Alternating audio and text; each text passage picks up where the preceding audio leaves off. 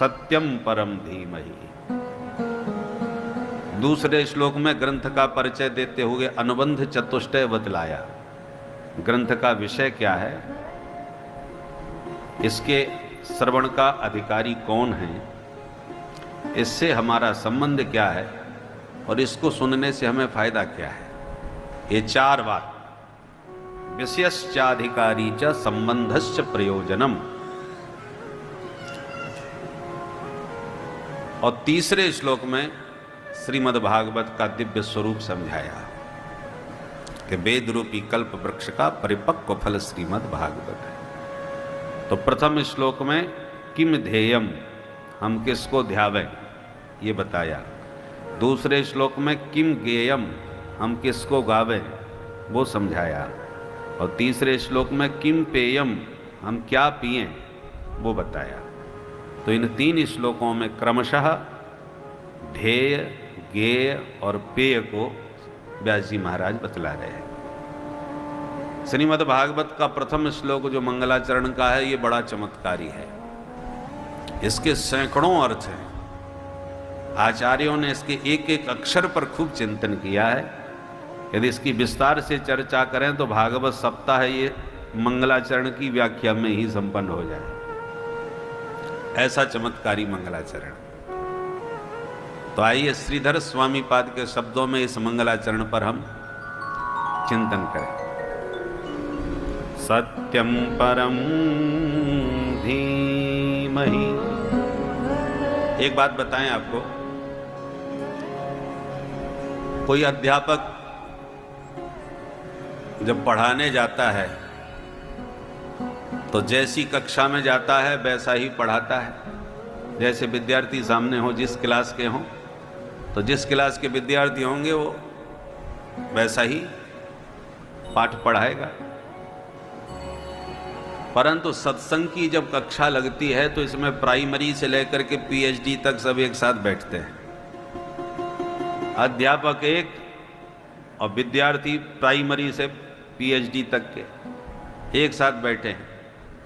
अब केवल पीएचडी की बात करें, एमए वालों को ही पढ़ावे तो प्राइमरी वाले बोर हो जाते हैं, हमारे को समझ में ही नहीं आ रहा। अब प्राइमरी वालों को ही पढ़ाता रहे तो एमए वाले बोर हो जाते हैं, क्या बच्चकानी बातें कर रहे हैं, ये तो हम कितनी बार सुन चुके हैं। तो इसलिए व्यासपीठ से प्राइमरी वालों का भी पूरा ध्यान रखा जाता है और एमए वालों का भी। तो जो बात आपके गले अच्छी तरह उतर रही है तो समझ लो आपकी कक्षा की बात चल रही है, और जो बात आपके सिर के ऊपर से उड़ रही है तो समझ लो दूसरे के कक्षा की बात हो रही है। प्यार से बोलो राधे राधे। इसलिए आप सबको बहुत सावधान होकर के एकाग्र चित्त से सुनना चाहिए। जो प्रारंभ के जो श्लोक हैं ये थोड़े से गंभीर हैं। 2 दिन की कथा थोड़ी सी गंभीर रहती है, उसके बाद तो फिर जब भगवान के अवतार होने लगते हैं तो फिर तो सरसता आने लगती है। इसलिए थोड़ा धैर्य के साथ श्रवण करें। किसी भी विषय को होता क्या है, वक्ता जब श्रोताओं को देख करके कथा में बहने लगता है, ये लोग समझेंगे नहीं, तो परिणाम क्या होता है, विषय वस्तु गुप्त होती चली जाती है। वक्ता कहना भूल जाता है क्योंकि सुनने वाले नहीं मिले तो उसने सुनाना छोड़ दिया, सुनाना छोड़ दिया तो उसका खुद का विषय गायब हो गया। इसलिए भले ही श्रोता सुनना चाहें या न चाहें, वक्ता को विषय पर प्रकाश अवश्य डालना चाहिए।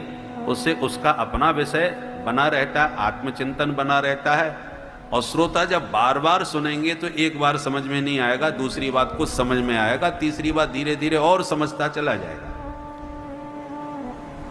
बहुत से श्रोता कहते हैं महाराज वो थोड़ी वेदांत की बातें ज़्यादा ना सुनाओ, जरा हम लोगों की समझ में नहीं आता, थोड़ा हल्की बात करो जो हमारे पल्ले पड़े।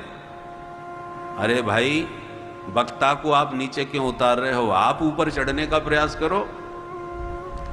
आपकी समझ में जो बात नहीं आए तो बाद में आके समझो। जब बार बार सुनोगे समझोगे तो धीरे धीरे पचने लगेगी बात, समझ में आने लगेगी, गले उतरने लगेगी।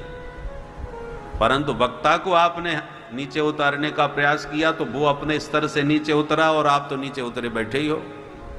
इसलिए वक्ता के साथ आपको भी अपने दिव्य वेद वेदांत और दार्शनिक विषयों में प्रवेश करने के लिए आपको ऊपर उठना चाहिए और वक्ता का भी उत्साह वर्धन करना चाहिए। बोले महाराज बात आपने बहुत ऊंची कही, भले ही हमको कम समझ में आई, पर अगली बार हम अच्छी तरह समझ लेंगे। आप इस विषय पर प्रकाश अवश्य डालते रहिए।